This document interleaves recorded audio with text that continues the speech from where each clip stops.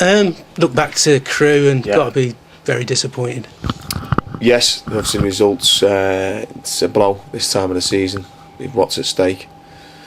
But I've watched the game. Obviously, you watch back, and I was right in what I was thinking at the time. It was two teams just waiting a little bit edgy, and there was going to be a turning point. Usually set pieces. Usually at this time of year, it's fact. Over 50% of games, top and bottom, teams that are close, decided by some sort of set play of some sort. And we spoke about that before the game, about that, the importance of both for and against set plays. But yeah, it's disappointing, but we've got 3 games now. We've got a massive game tomorrow against Preston.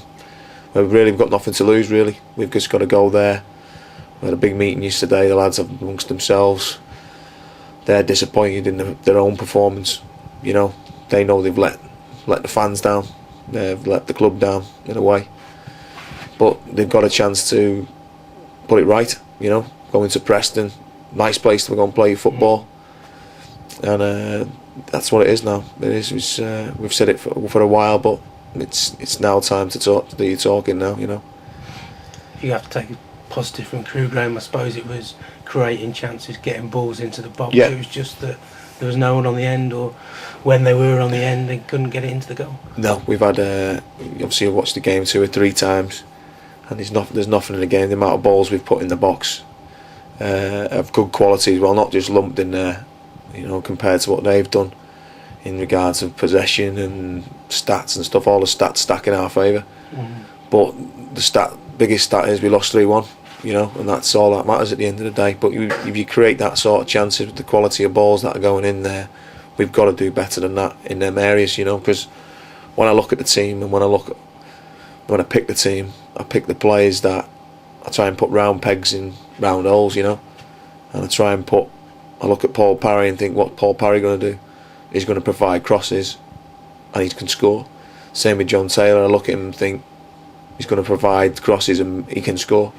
So when I'm picking the side, I look at them sort of things and I try and suit the best. And you can say, well, we should be playing 3-5-2, 4-4-1-1, wherever it may be. But you try and put your better players in their proper positions and tailor your game plan to suit them better players in your side, and that's what I've tried to do from the very start. And they're actually doing it, but we're just not putting the final touches on it, which is the biggest part of the game, and we've not done that all season. Normally as well, defensively we're quite tight. We don't really ship many goals, No. but 3 goals. I suppose you can not discount the third. Yeah. But the third one, we're chasing the game and the counter attack. Yeah. Well, to give set plays, I don't think we've given hardly any goals away from set plays, and we work on them. There's a lot of information that goes into them, and people are around there to do the jobs as well. You know, we've had 2 out for the short corner, which is the right thing to do. We work on that, but people just don't switch off for that little minute on a set play, and you get punished from it. So, as regards defensively, I think we have been quite sound, quite solid. Not a lot. Even the other day, Wheelie's had not loads to do. Obviously, we're trying to chase the game, and we got caught in a couple of counters, but we expected that. Yeah.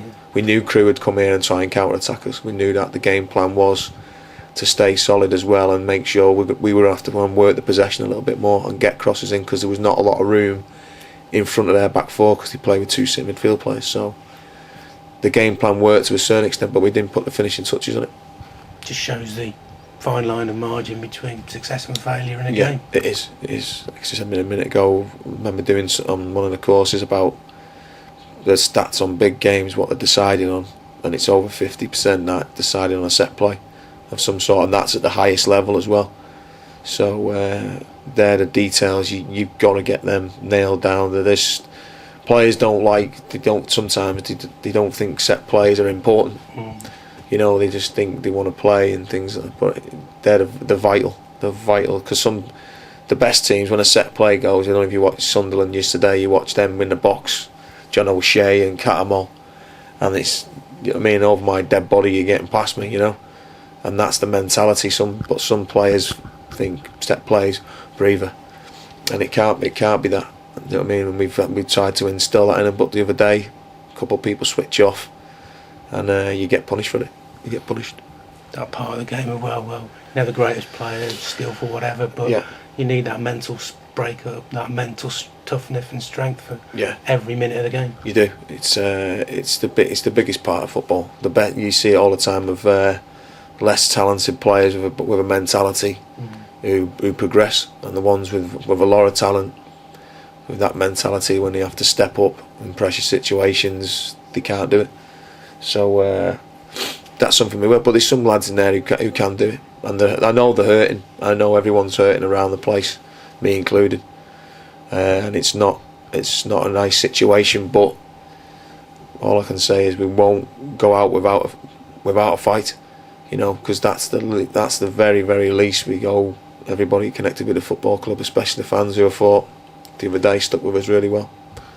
I mean, that was one of the bright spots of the day, is like they all stayed, they all sort of did their bit. It's just that they didn't have anything to react to going on the pitch. No, they didn't. And I think obviously the goal changes a little bit the dynamic, and obviously they think the worst. It's just human nature. I mean, you can't help that. But they stayed. So they didn't see anyone pouring out the ground before the end. I heard a couple of guys behind me. I don't know who he is, but he was brilliant. Just behind the dugout and nearby. Come on, you've got 20 minutes left. Come on, and that's great. There was no negativity sometimes behind the dugout in games gone by a few months ago. There was a lot, but I've not heard anything like that. So that's a credit to them, with the frustration that they've got as well, which I understand. So we can't complain about anything. The fans, we give them something at Stevenage. We didn't give them enough the other day. So if they wanted to have a go, they're more than entitled to.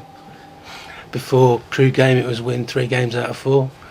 Still possible to win 3 games.